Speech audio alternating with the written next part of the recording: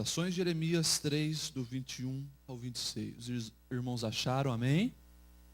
Diz assim então a palavra do Senhor: quero trazer à memória o que me pode dar esperança. As misericórdias do Senhor são a causa de não sermos consumidos, porque as suas misericórdias não têm fim, renovam-se cada manhã. Grande é a fidelidade do Senhor. A minha porção é o Senhor, diz a minha alma, portanto, esperarei nele.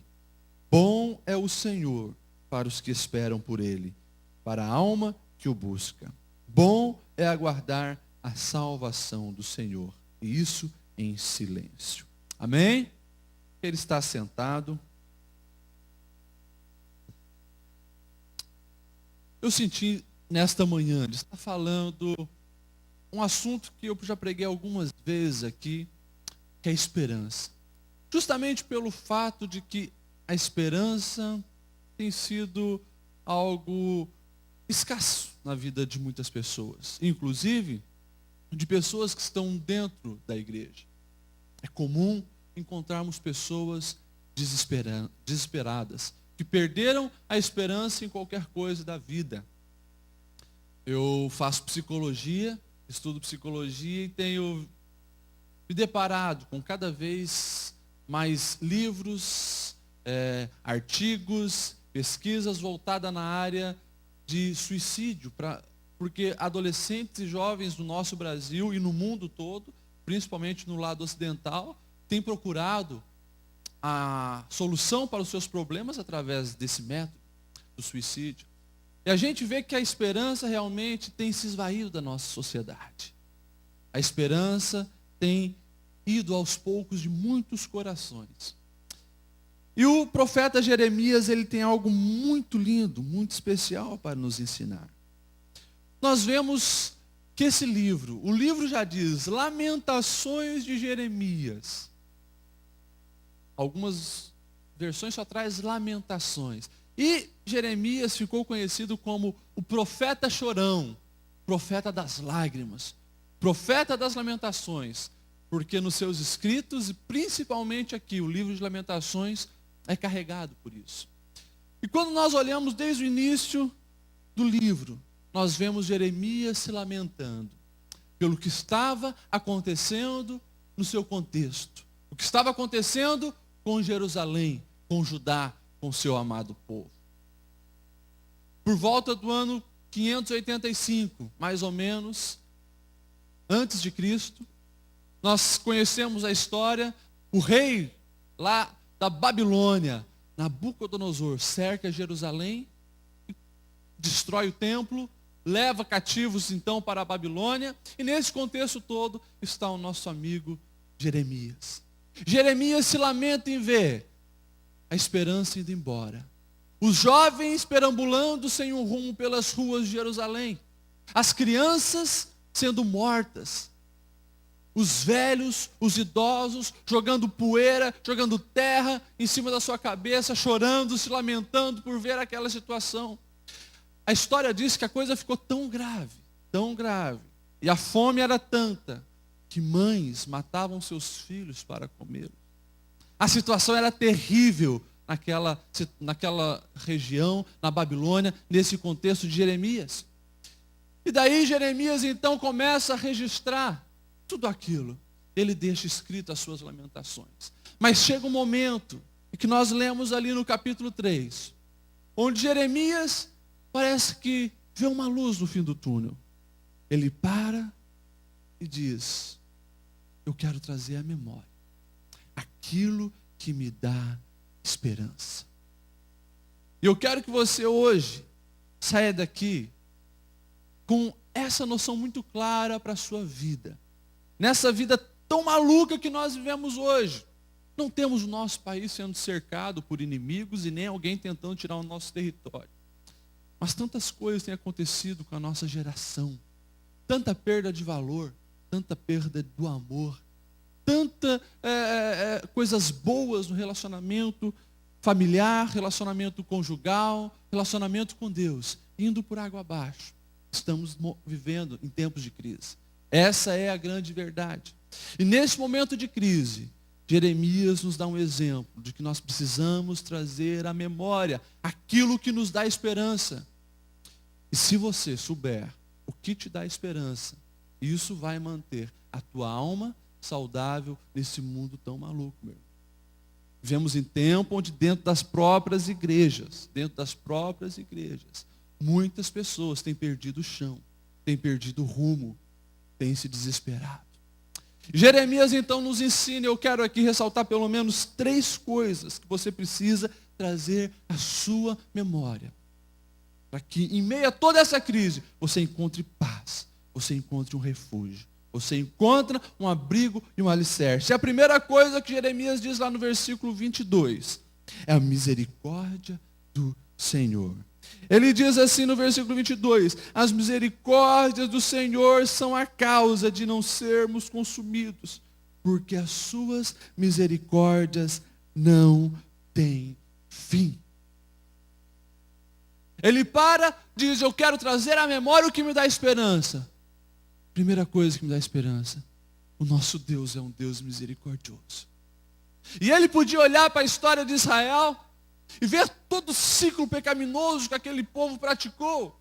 Era um povo que vivia desde a saída do Egito, desde a sua constituição, adorando outros deuses, se prostituindo, se envolvendo com outros povos, se afastando de Deus. Mas Deus sempre, com amor, com misericórdia, restaurava aquele povo. Levantava um homem de Deus, um líder, um profeta, um juiz, alguém para tentar reerguer aquele povo. E Jeremias podia olhar para Deus e falar, o meu Deus é um Deus de misericórdia. E em meio a todas essas catástrofes que estão acontecendo aqui em Jerusalém, em Judá, eu posso olhar para Deus e saber que as misericórdias de Deus são verdadeiras e não têm fim. E quando nós olhamos para a nossa vida, meus irmãos, nos nossos dias hoje, 2.600 anos depois de Jeremias, o Deus misericordioso continua atuando, continua agindo. Olhe para a sua vida, eu olho para a minha vida. E quantas vezes nós praticamos a mesma coisa que o povo de Israel praticava? Viramos as costas para Deus. Falamos que temos uma aliança com Deus, fizemos pacto com Deus, mas nós vivemos quebrando esse pacto. Mas graças a Deus, porque as misericórdias deles faz presente a nossa vida. E nós estamos aqui hoje, essa manhã, temos o privilégio de acordar, se levantar, respirar, chegarmos até aqui. Mesmo que o momento seja difícil, você está aqui, porque as misericórdias do Senhor têm sido sobre a sua vida. E ele diz assim, elas não têm fim, mas pelo contrário, renovam-se a cada manhã. Irmão, você já parou a pensar isso? As misericórdias de Deus não têm fim. Eu trabalho com adolescente, e eu vejo que os adolescentes, na verdade, já reproduzem algo que a juventude e alguns irmãos de dentro da igreja ensinaram eles. Que parece que as misericórdias de Deus têm fim. Ou seja, essa é uma tática que o diabo tem usado contra a igreja de hoje. Porque quando muitos adolescentes, muitos irmãos, muitos jovens pecam, esse é o momento que ele fica com medo de Deus. Meu Deus, eu pequei. Eu estou em pecado, eu cometi um erro, eu fiz uma coisa errada, não posso nem ir na igreja, imagine. Deus pode lá levantar um profeta, apontar o dedo para mim e falar, você pecou, você está em pecado. E o diabo tem usado essa artimanha. E as pessoas no momento que mais precisavam de Deus, nos momentos que erraram, nos momentos que estão no fim do poço, elas ficam com medo de buscar a Deus, porque não conhecem o Deus verdadeiro. É um Deus misericordioso. E quando Jesus quis mostrar quem era Deus, ele usou o papel de um pai. Onde o filho pródigo vira as costas para o pai, despreza o pai, prefere a morte do pai, sai de casa, gasta toda a herança que o pai lhe deu. Mas todos os dias o pai estava lá, vendo se o filho iria voltar. A esperança de um pai era que um dia o filho aparecesse lá no alto daquela colina vindo. E o dia chegou. E todos os dias aquele pai estava lá. E o pai recebeu o filho que tinha negado, que tinha virado as costas para ele, com amor, com carinho, e restituiu o lugar de filho. Esse é o Deus misericordioso que nós precisamos conhecer a cada dia. Nesse mundo tão louco, meus irmãos, não esqueça, se o momento é de crise, se a crise está vindo sobre a sua vida, a tempestade está querendo te derrubar, Deus é um Deus misericordioso. E as suas misericórdias não têm fim, mas se renovam a cada dia. Isso quer dizer, você tem misericórdia para hoje, ela não vai acabar. E amanhã, quando você acordar, as misericórdias do Senhor vão se renovar sobre a tua vida. Não importa quanto dessa misericórdia você usufruiu no dia anterior, elas se renovam. Estão todos os dias dispostos para nós, para nos dar vida, alegria, paz, um motivo de viver. Porque independente da situação, o meu Deus é um Deus misericordioso. Ele vela por mim. Ele está querendo me ajudar. Irmãos, eu vejo muito claro a misericórdia de Deus na minha vida. Às vezes eu olho para a minha história e eu dou risada. Eu era um zero à esquerda na escola. Gente, que dificuldade matemática. Que dificuldade que química e física. Nunca me dei bem nessas matérias. Reprovei 2 anos. E teve professores que olharam para mim e falaram que eu não ia ser nada. Eu não ia ser nada. Mas eles não conheciam que sobre a minha vida estava a misericórdia de Deus. Passei muitos anos arranhando. Mas chegou um momento que a ficha caiu. A misericórdia de Deus se fez presente. Fiz uma faculdade de teologia. Estou fazendo 2ª faculdade de, teologia, de psicologia. Estou fazendo pós-graduação, quero ir mais longe, e eu reconheço e vejo as misericórdias de Deus na minha vida. Independente da situação, independente que os outros falem, eu sou alvo dessa misericórdia. Isso é motivo para mim me alegrar. Isso é motivo, irmão, para você se alegrar. Você não era para estar aqui. Irmão, irmã, já era para você ter desistido há muito tempo, era para você ter caído há muito tempo, mas você está aqui, porque as misericórdias do Senhor são sobre a sua vida. Você sabe disso. Segunda coisa, então, Jeremias, olhando aquele caos, ele lembra da misericórdia do Senhor, mas ele também traz à memória a bondade do Senhor.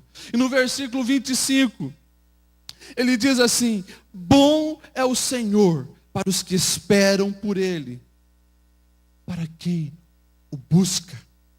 Irmãos, essa é uma grande verdade que a gente precisa todos os dias trazer para a nossa vida. Lembrar da bondade de Deus. Lembrar que Deus é um Deus bom.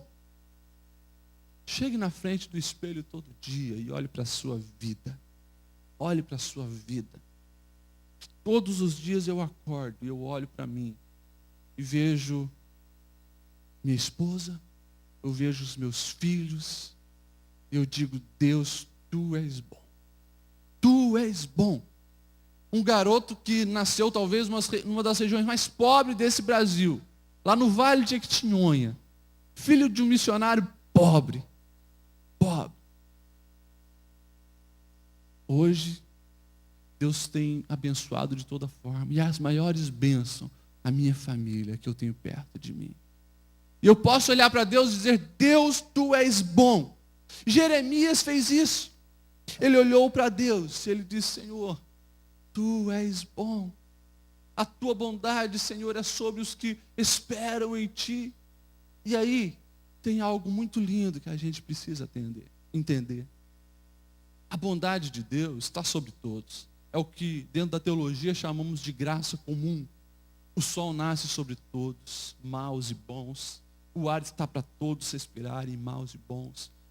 Mas Deus, com certeza, Ele privilegia algumas pessoas. E Jeremias, ele deixa bem claro isso. Em primeiro lugar, ele diz: para os que esperam nele. Para os que esperam em Deus. Essa é uma palavra que a gente também não gosta, né? Esperar. Nesse mundo ativista, né, gente, onde tudo é rapidinho, a geração do fast food, nós não entendemos o tempo de Deus. E não entra na nossa cabeça que o tempo de Deus não é o nosso tempo. E temos dificuldades em esperar. E muitas vezes nós perdemos o privilégio de usufruir a bondade de Deus. Um privilégio tão grande, porque não sabemos esperar nele. Há tempo certo para você chegar aonde você deseja chegar. Jovem, há tempo certo para você casar. Há tempo certo para você abrir o teu negócio. Há tempo certo para você fazer todas as coisas. Procure a direção de Deus. E você vai ver que a bondade de Deus vai ser intenso na sua vida. E ele diz também, bondade de Deus para os que o buscam. Para os que o buscam. Eu sempre digo para os meus adolescentes, nós buscamos tanta coisa, né?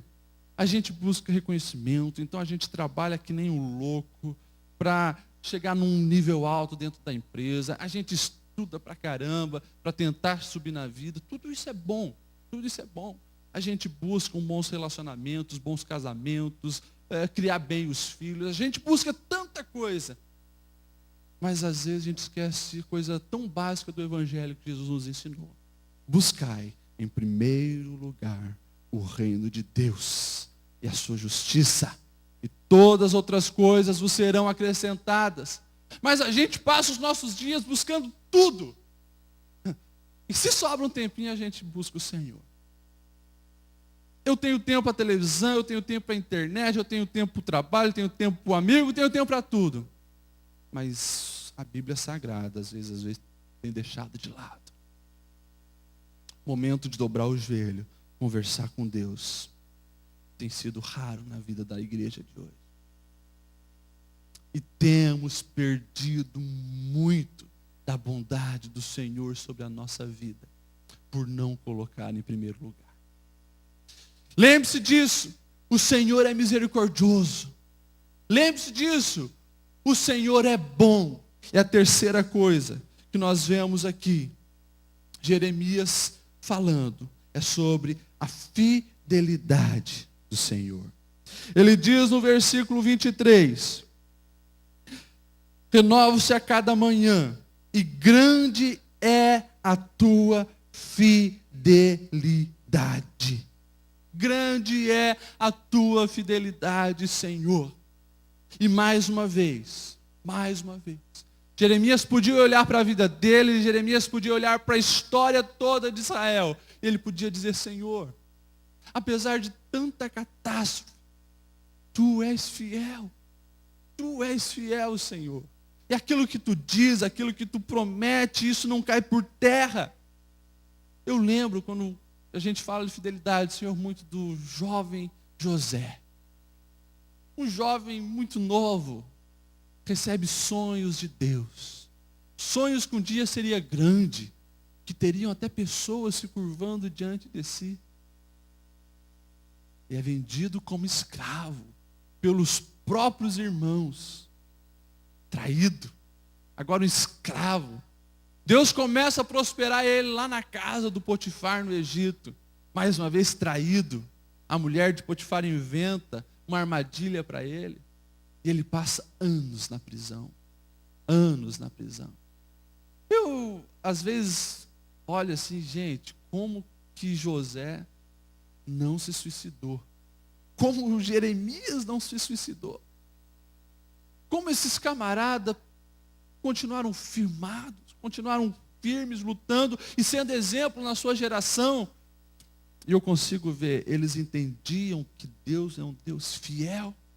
Os anos passaram na vida de José, e até que chegou um dia, onde ele é chamado diante do grande Potifar, para interpretar os sonhos, e a história a gente conhece. Se torna o governador do Egito, que na época era o maior império que existia na terra. O jovem sonhador passa por tantas dificuldades, tanta crise, mas aquilo que Deus tinha prometido se cumpre, porque Deus é um Deus fiel. Deus é um Deus fiel. Eu já quero começar aqui, encerrar essa palavra. Eu não quero que você saia daqui sem deixar bem claro isso na sua vida, meu irmão. que essas 3 coisas precisam fazer parte do nosso dia a dia. Quer ser saudável nesse mundo maluco? Traga isso todos os dias para a sua mente, para a sua vida, para o seu coração. Deus é um Deus misericordioso, que não importa o que você faça, não importa se você quebre o seu pacto com Ele, Ele está de braços abertos, disposto a exercer misericórdia sobre a sua vida. Deus é um Deus bom, e os planos que Ele tem para você são os melhores. Nem você imagina os planos que Deus tem para a sua vida. Mas muitas vezes nós atropelamos tudo isso, damos com a cara na parede, porque queremos fazer a nossa vontade, porque esquecemos que Deus tem o melhor para nós. É um Deus bom. E terceiro, Ele é um Deus fiel. Ele é um Deus fiel. E o que Ele promete, o que Ele diz, o que Ele ensina na sua palavra, se cumpre. Basta você dar um crédito para Ele. Vamos colocar em pé nesse momento. Irmãos, vimos bem claro aqui, bem claro, que a solução para os momentos difíceis da nossa vida é trazer a esperança aos nossos corações. E deixa eu falar um negócio para você, meu irmão. O mundo não oferece isso. O mundo não oferece esperança. Pode ter dinheiro, pode ter poder, pode ter fama. O mundo não oferece solução. O mundo não vai te dar essa esperança quando vierem as crises. E crise vem sobre todos. Pode ser Kurt Cobain. Pode ser um ícone.